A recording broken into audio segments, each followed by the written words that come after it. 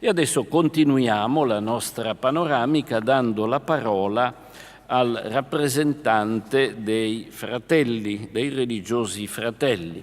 Abbiamo qui fra noi Émile Tourou, che è catalano, è nato nel 1955 a Barcellona e è entrato nei Fratelli Maristi nel 1975, quindi ha una lunga esperienza, ha percorso tante attività nella sua congregazione religiosa, attività di carattere educativo nel campo dell'insegnamento delle lingue e della teologia, della formazione religiosa e diversi servizi nella sua provincia, e poi è stato consigliere generale dal 2001 al 2009 e dal 2009 è il superiore generale dei Fratelli Maristi qui a Roma.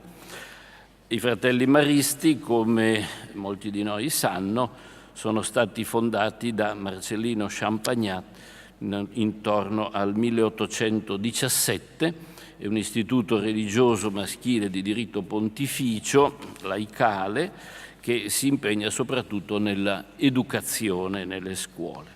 Allora a lui la parola per portarci la voce dei religiosi fratelli, in particolare delle forme di vita religiosa maschile laicali. Grazie.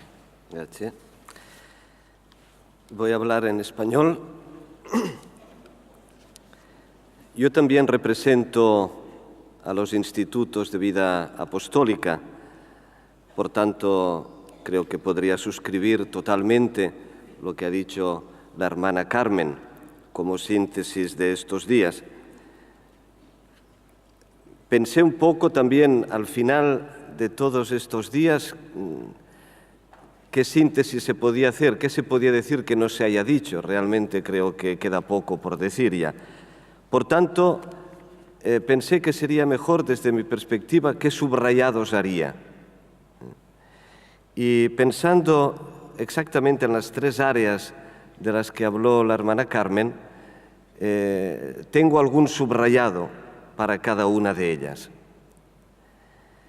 La primera es con relación a la misión. Nos ha hablado de las fronteras que estamos invitados a habitar, a desplazarnos, a estar en ellas, y realmente esas fronteras geográficas y existenciales donde la vida apostólica toca las heridas de la humanidad. Estamos allí donde hay heridas abiertas de personas, sea en las periferias geográficas o sea existenciales, en tantísimos lugares y circunstancias en las que estamos presentes, donde hay sufrimiento, donde hay personas incluso en los lugares más remotos del planeta, allí hay algún religioso, alguna religiosa acompañando y siendo presencia y ternura de Dios en ese lugar. Justamente el subrayado que yo pensé que quería hacer me lo sugirió la hermana Carmen también ayer en esta misma sala, cuando dijo así de pasada que nosotros, los religiosos de vida apostólica, decía, estamos en los márgenes de la sociedad y de la Iglesia. Pero lo dijo así sin más. Entonces me pareció interesante retomar ese punto, ¿no? ¿Qué significa que estamos en los márgenes de la Iglesia? Quizás los márgenes de la Iglesia es un poco fuerte, yo quizás diría en los márgenes de la institución, en la periferia de la institución eclesial, en nombre de la Iglesia. Eso queda un poco raro dicho en este contexto donde estamos, pero es así. O sea, yo creo que estamos invitados a habitar esa periferia. Por tanto, es ese lugar donde están los que pertenecen a la institución y más allá de la frontera están los que no pertenecen a la institución o los que se sienten excluidos de la institución o los que sienten que no pertenecen a ella. Entonces, ¿quién hace ese puente de comunicación con no creyentes, con personas que están en búsqueda, con personas de otras religiones, de otras maneras de entender la vida. Entonces, ahí me parece que hay también un campo importantísimo que vale la pena subrayar. Y por tanto es un campo como de experimentación, de búsqueda, de exploración en nombre de la Iglesia. Y esto a veces pues significa dialogar, el diálogo, la cultura del encuentro, pues dialogar con personas que están muy lejos de nuestro pensamiento, de nuestra manera de ser.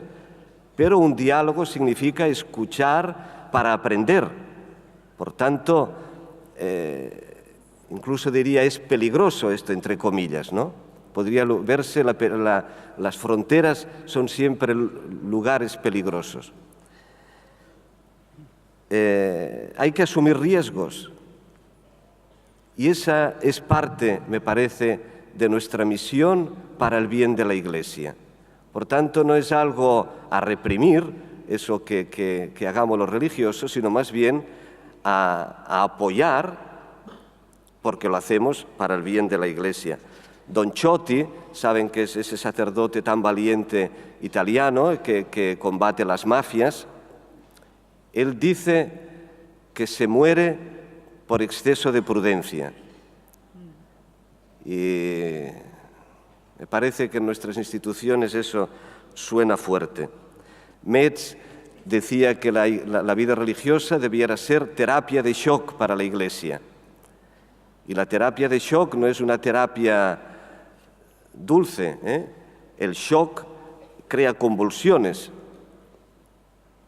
Pues me pregunto, ¿no? ¿En qué medida nosotros como vida religiosa apostólica damos algún shock al resto de la Iglesia o no? En definitiva, creo que no estamos llamados a ser agentes de la institución, sino profetas en medio del pueblo. Y eso no es lo mismo.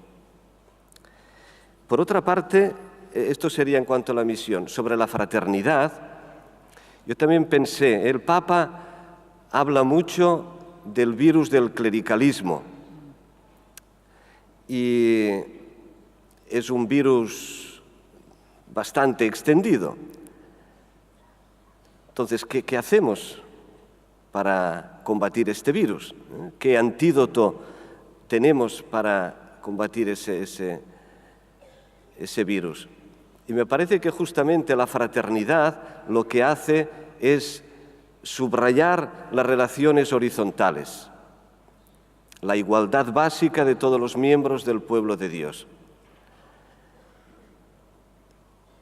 Creo que el clericalismo tiene sobre todo rostro masculino. Clérigos son hombres. Pero no solo tiene rostro masculino, y esto es lo que lo hace más peligroso todavía, porque en muchas de nuestras cabezas, aunque no sean hombres, existe esa idea de ese virus del clericalismo.